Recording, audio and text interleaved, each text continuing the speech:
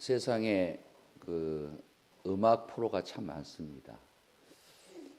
그때 심사위원들 가운데 그 임재범 심사위원이 노래를 참 잘하면 칭찬을 그렇게 해요.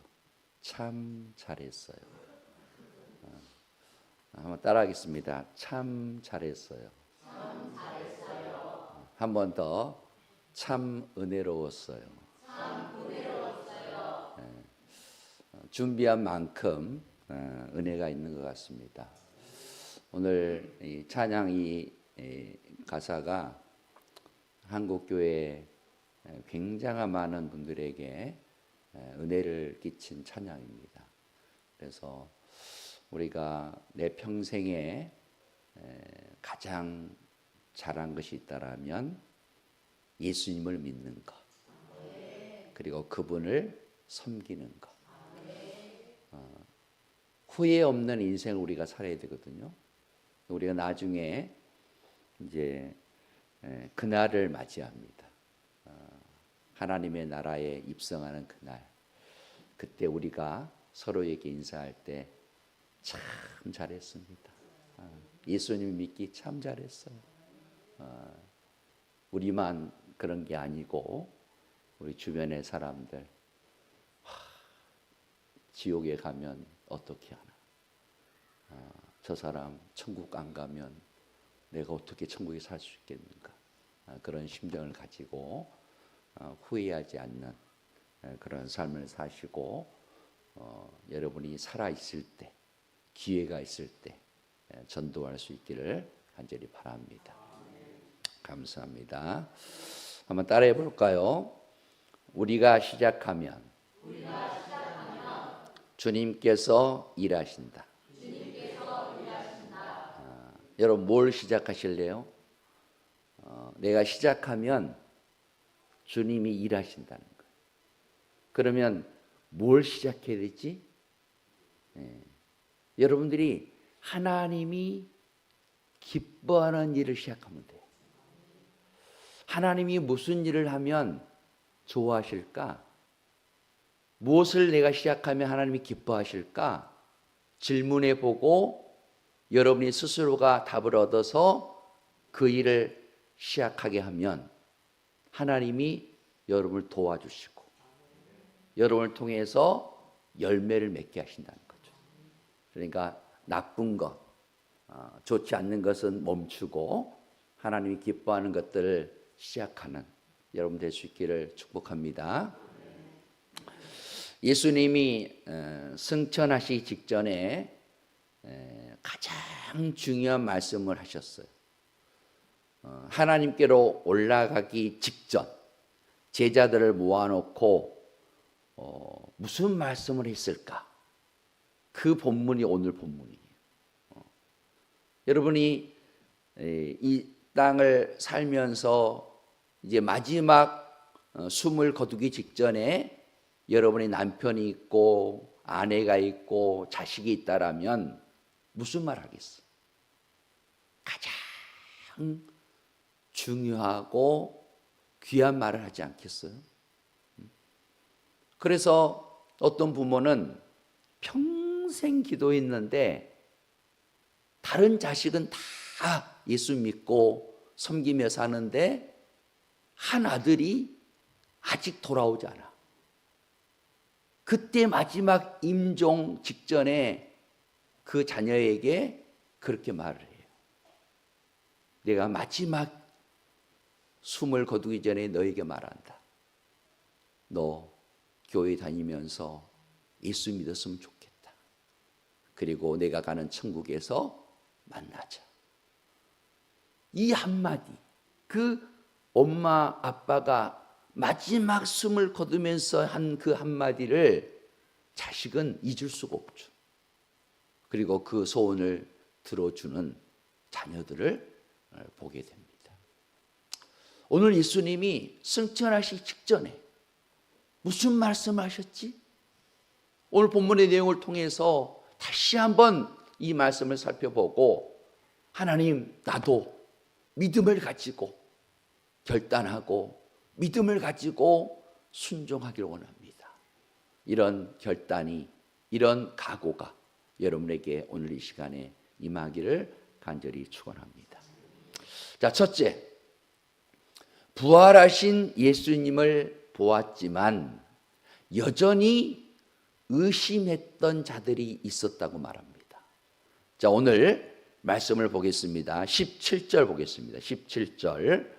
예수를 배웁고 경배하나 아직도 의심하는 사람들이 있더라. 자, 예수님을 보고 경배를 해요. 그런데 아직도라는 단어가 있어요. 아직도. 그러니까 예수님이 부활하신 자신의 몸을 3번이나 보여줬어요. 그리고 이제 마지막 승천하시기 직전에 제자들에게 아주 귀한 말씀을 전하는데 아직도 부활하신 예수님을 보고 의심하는 사람들이 있었다는 거예요. 여러분, 보고도 의심해요. 보고도. 왜 그럴까요? 부활이라는 게 그렇게 안 믿어지는 거예요.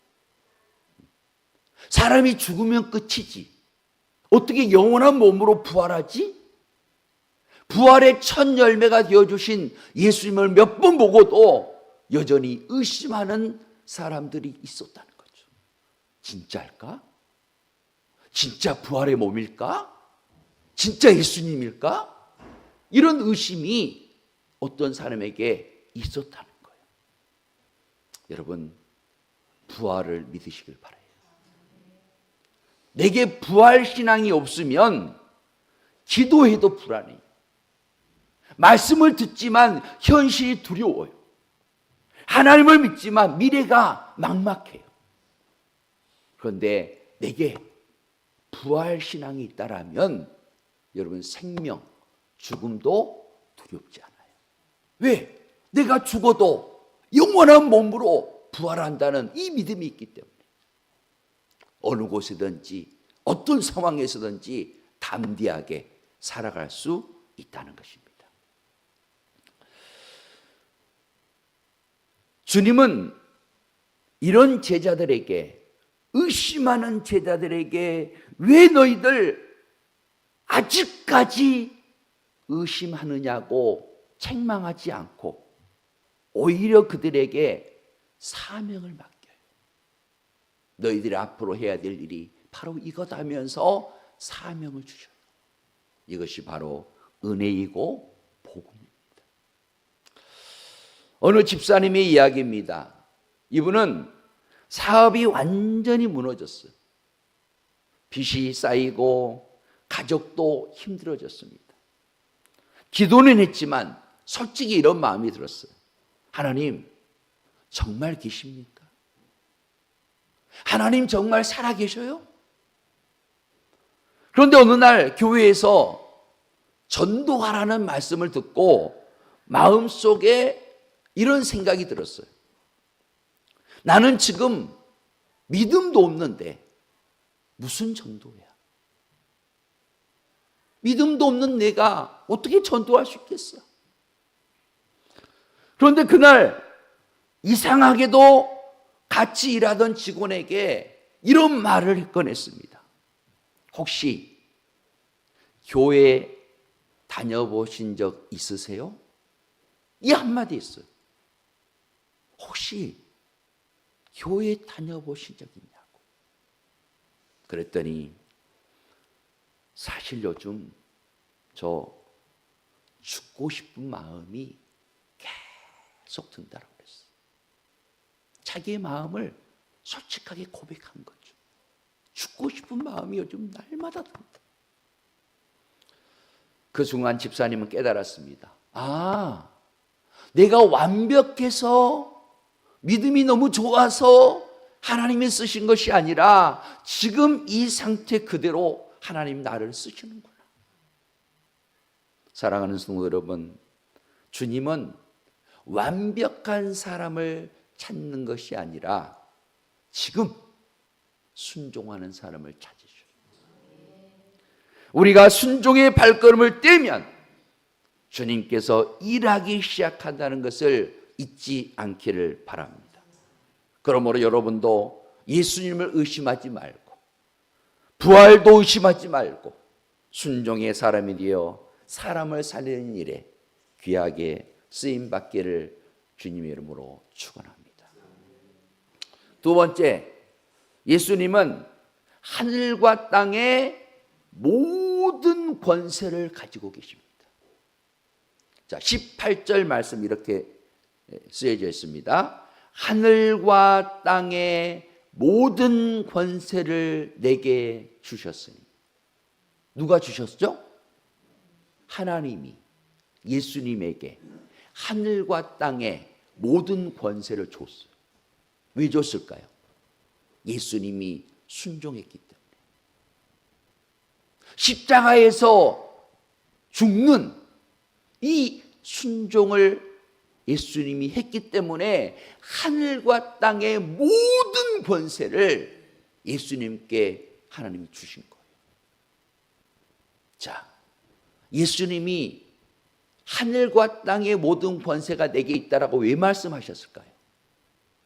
이 권세를 가지고 내가 앞으로 일하겠고 앞으로 명령할 거라는 암시를 준 거예요. 자, 권세 있는 분이 말을 하면 어떻게 될까요? 그대로 됩니다. 바람이 불고 파도가 치고 풍랑이 일어날 때 잠잠하라, 고요하라. 이 한마디에 그들이 잠잠하고 고요하는 이유가 뭔지 아세요? 권세 때문에. 경찰은 차를 세울 수 있는 권세가 있어요. 운전을 하다가 경찰이 차를 세워요. 그러면 멈춰야 돼요. 왜? 그 권세 때문에.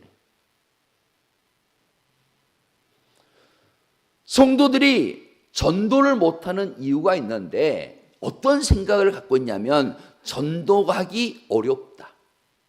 내가 전도하면 사람들이 거절한다. 요즘 세상에 누가 교회를 다니고 누가 하나님 믿겠는가? 이런 패배의식에 사로잡혀 있다 보니까 전도를 못하는 거예요. 하지만 내가 하는 일이 아니라 권세 있는 주님이 나를 통해 일하기를 원하신다. 내가 시작하면 주님이 하신다. 이 믿음을 가지고 내가 시작하면 주님이 도와주시고 붙여주시고 열매 맺게 하신다는 거예요. 어느 청년이 전도하기로 결심을 했어요. 그런데 너무 두려워서 계속 미루다가 결국 이렇게 기도했어요. 하나님, 제가 할 수 있는 건 인사 한마디뿐입니다.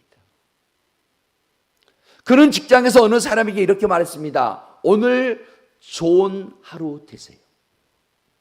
따라해 볼까요? 오늘 좋은 하루 되세요. 이 말을 들은 한 직원이 그 다음에 다가와서 이렇게 말했어요. 그날 이 한마디 때문에 제가 극단적인 선택을 멈췄습니다.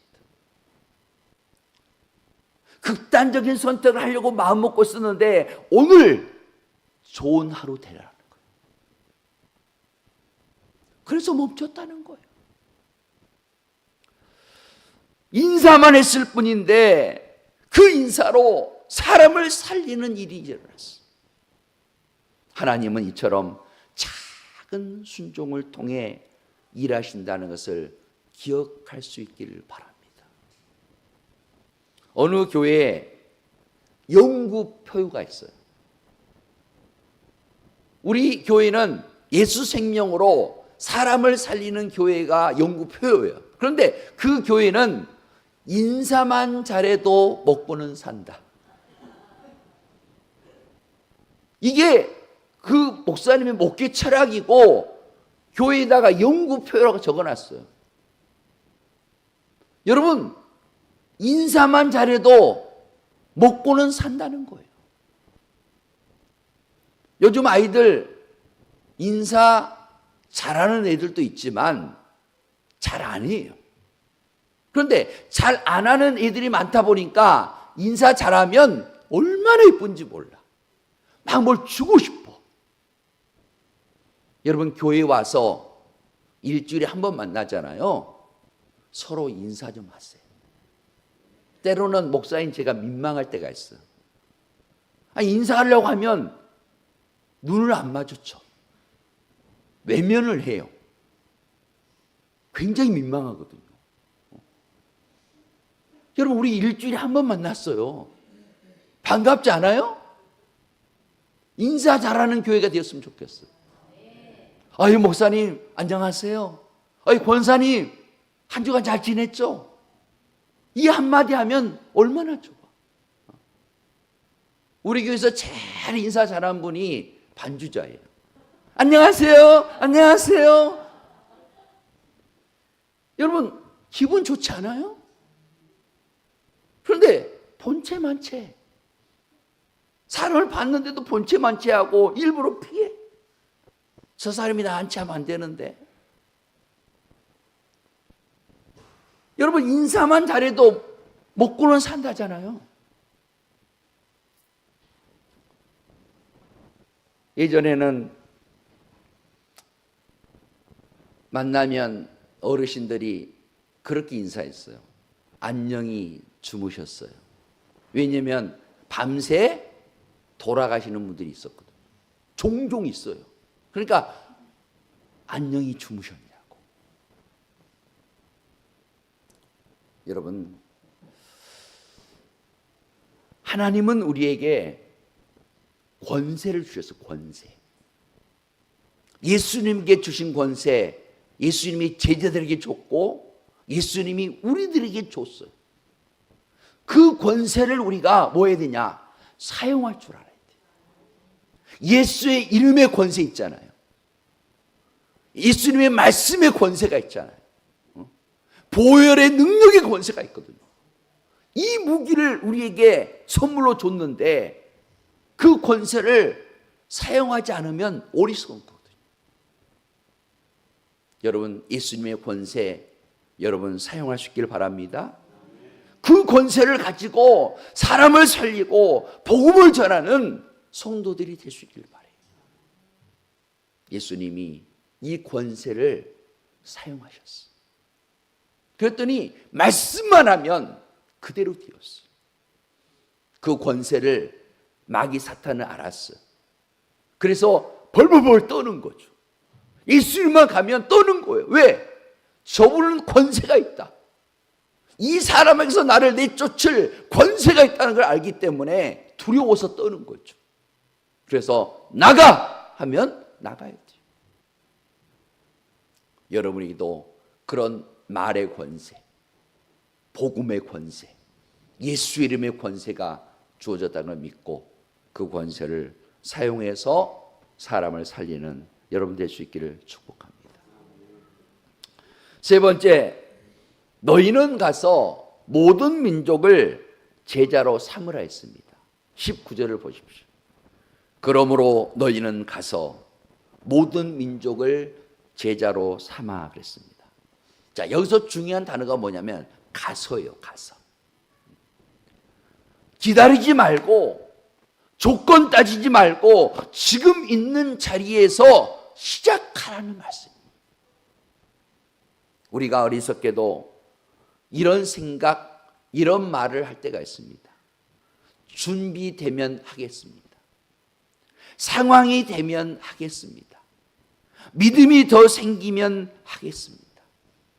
이런 생각, 이런 말을 해요. 그런데 하나님은 우리에게 말씀합니다. 지금 가라. 지금 하라. 지금 하라는 거 지금. 지금 하지 않으면 다음에 못해요. 사람들이 종종 이런 말 하거든요. 오늘까지만 실컷 먹고 내일부터 다이어트 한다고 그래요. 그런 사람 그 다음 날부터 다이어트 한 적 없어요. 저도 그러거든요. 오늘부터 다이어트 하려고 마음을 먹었어. 조금만 먹기로 마음 먹었어. 그런데 모임이 생기고 차려진 음식이 막 당기는 거예요. 그때 오늘만 먹자. 내일부터 줄인다. 그런데 매번 실패해요. 제가 요즘 음식을 절제하고 있어요. 왜 그런지 아세요? 사모님이 83kg 되면 딱 저울에 찍으면 옷을 사준대. 87.5kg 나갔거든요. 근데 제가 체했어요. 일주일 동안 음식을 잘 못 먹었어. 3kg가 빠더라고. 그래서 이제 위가 이제 살아났어. 이것을 내가 유지하자. 예전에 일주일 동안 설사할 때 그냥 5kg 빠지더라고요. 다시 원상복귀. 근데 이번에는 지금 2kg를 유지하고 있어. 지금 85예요. 2kg만 빠지면 옷을 선물로 받을 수 있어. 유지하고 있어. 사모님이 깜짝 놀라더라고. 이야, 절제하시네. 마음 먹으면 가능해요. 그런데 내일부터가 아니라는 거죠. 지금, 당장, 오늘부터 해야 된다는 거예요. 자, 기도 통장 지금 기록하고 있는 분 손 들어보세요. 기도 통장. 하고 있네요. 저축 많이 했죠? 지금 100만 원 넘으신 분 손 들어보세요. 100만 원 넘으신 분. 조금만 하면 100만 원 되는데, 조금만 하니까 100만 원 되더라고요. 이야, 든든하대요. 저 200만 원 안 되는데 100 몇십만 원 지금 찍혔어요. 적립돼 있다니까. 뿌듯해. 여러분, 이게 작은 거지만 순종하는 거예요. 우리 교회에서 목사님을 통해서 기도 통장을 시작하게 하셨는데 하나님, 제가 해볼게요. 이렇게 작은 순종이 기적이 일어나고 하나님이 일하기 시작한다는 거예요.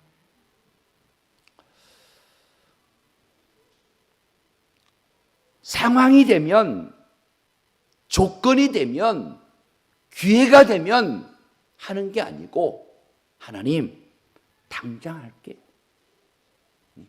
전도도 당장 바로 하겠습니다. 이런 각오와 결단을 가지고 실천하는 것이 중요하다. 어느 권사님이 있었습니다. 이분은 평생 말도 잘 못하고 소심한 성격이에요. 전도는커녕 사람 앞에서 말하는 것도 힘들어요. 그런데 어느 날 마음에 부담이 왔어요. 옆집 그 사람에게 복음을 전하라. 몇 주를 고민하다가 떨리는 마음으로 떡을 들고 갔어요. 그리고 문 앞에서 손이 막 떨렸는데 내가 이걸 왜 해야 되지? 이런 생각도 있었지만 그때 문이 확 열려버린 거예요. 본인이 놀린 거야. 저 이제 누를까 말까 했는데 확 열린 거예요. 그 집 아주머니가 권사님을 보자마자 막 울기 시작해요. 어떻게 하셨어요? 오늘이 제 남편 제삿날이거든요. 너무 외로웠어요. 그날 권사님은 아무 말도 못하고 그냥 손만 잡고 같이 울어줬어요. 그리고 한마디 딱 했어요. 예수님이 당신을 사랑하십니다.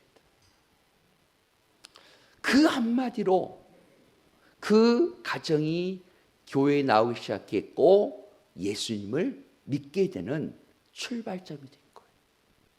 그 한마디가. 여러분, 누가 일하신 거죠? 내가 순종하니까 주님이 일하기 시작한 거예요. 그 날짜에 딱 맞춰서 하나님이 가게 하신 거죠.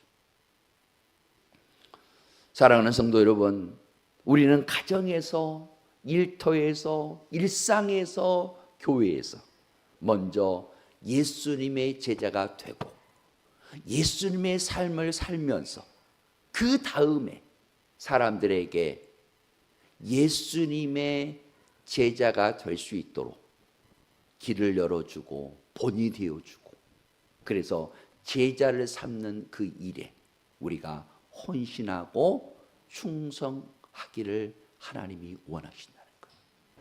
그러니까 내가 제자가 안 되면 다른 사람을 제자 만들 수 없거든요. 그러니까 주님은 우리에게 너희가 먼저 제자가 되라는 거예요. 그리고 너의 자녀를 제자 삼으라는 거죠. 너의 지인을 제자 삼으라는 거죠. 그러면 모든 부분에 뭐가 되는가? 본이 돼야 돼.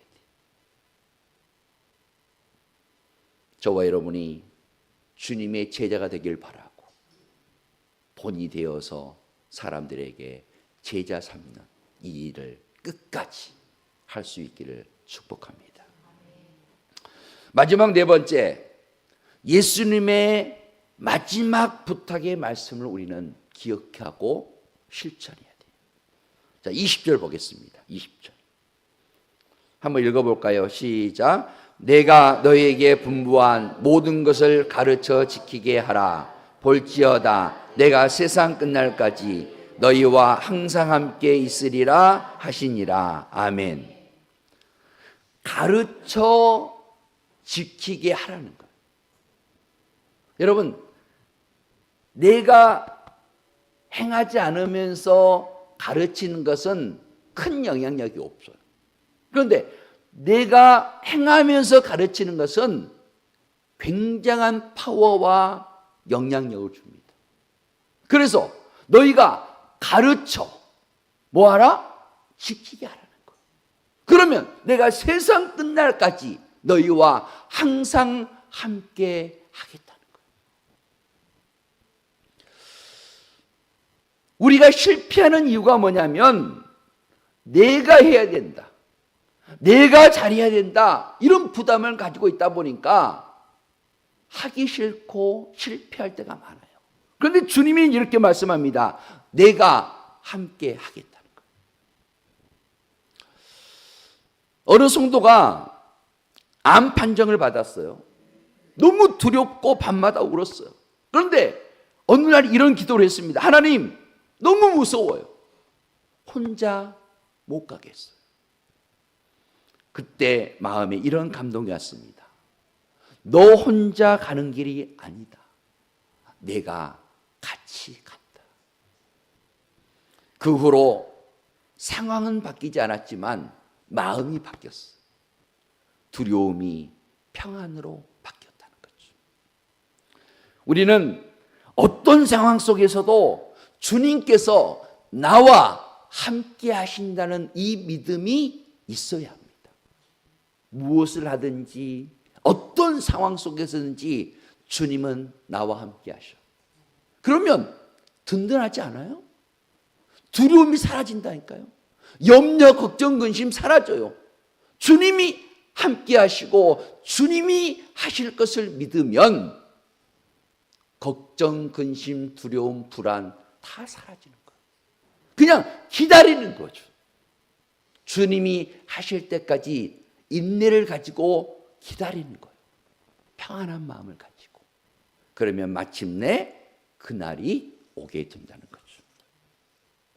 결론의 말씀입니다. 우리는 완벽하지 않습니다. 우리는 여전히 흔들릴 때가 많아요. 우리는 여전히 부족할 때도 많아요. 그런데 주님은 이렇게 말씀합니다. 그래도 가라. 내가 권세를 가지고 있다. 내가 너와 함께 할 것이다. 오늘 하나님은 저와 여러분에게 이렇게 묻습니다. 너는 누구에게 갈 것이냐? 너는 누구에게 복음을 전할 것이냐? 너는 누구에게 내 집으로 초청할 것이냐? 한 사람을 만나 대접하는 것, 한 사람에게 따뜻한 말로 인사하는 것, 한 사람에게 예수님의 사랑을 실천하는 것, 이것이 전도의 시작이에요. 우리가 시작하면 주님께서 일하신다. 이 말씀을 마음에 새기고 전도를 시작할 수 있길 바랍니다. 우리가 5월 10일 날 천국생명 큰잔치의 날짜를 잡았어. 영혼 초청잔치를 하는 거예요. 자, 그러면 한 사람이라도 써내라고 그랬잖아요. 그런데 써내는 분이 있는가 하면 써내지 못하는 분이 있어요. 목사님, 저는 이제 초청할 사람이 없어요. 한 사람 있었는데 그 사람 초청했어요. 여러분, 계속해서 초청하는 거예요. 그 한 사람이 예배 한번 드리는 거 별거 아닌 것 같잖아요. 근데 그거 중요합니다. 왠지 아세요? 그 사람의 인생 가운데 어렵고 힘들 때가 와요. 그런데 그 예배의 자리, 그 예배 때 듣는 말씀이 여러분 하나님이 생각나게 하셔요. 안 듣는 것 같지만, 내 안에 저장이 안 된 것 같지만 저장되어 있어요. 그래서 하나님이 일하기 시작해요. 그 한 번의 예배로 주님을 영접하는 계기가 된다니까요. 그 순간에 주님을 믿지 않더라도 삶에서, 생활 속에서 그 사람이 깨지는 날이 와요. 주님을 영접하고 믿는 그날이 온다니까요. 그래서 그 영혼을 위해서 내가 기도를 시작하고 그 사람을 만나서 전도를 시작하면 하나님이 일하신다. 이 믿음을 꼭 마음에 새길 수 있길 바라요. 그래서 하나님, 제가 5월 10일 날 우리 교회에서 천국생명 큰잔치 하는데 이 천국생명 만들기 위해서 제가 시작해 볼게요. 하나님 만남의 축복을 주시고 하나님이 감동 주셔서 그 사람을 초청하겠습니다. 하나님 시작할 테니 일해달라고 그렇게 기도하면서 여러분 우리 준비했으면 좋겠습니다. 그러면 여러분의 삶에 영혼의 열매가 나타나서 하나님 이 열매 하나님께 올려드립니다. 하나님이 얼마나 기뻐하겠어. 그래서 10사람은 못해도 마음만 먹으면 한 사람 할 수 있다. 그 한 사람 초청해서 그 영혼 살리는 귀한 일에 여러분 쓰임 받기를 주의 이름으로 간절히 축원합니다.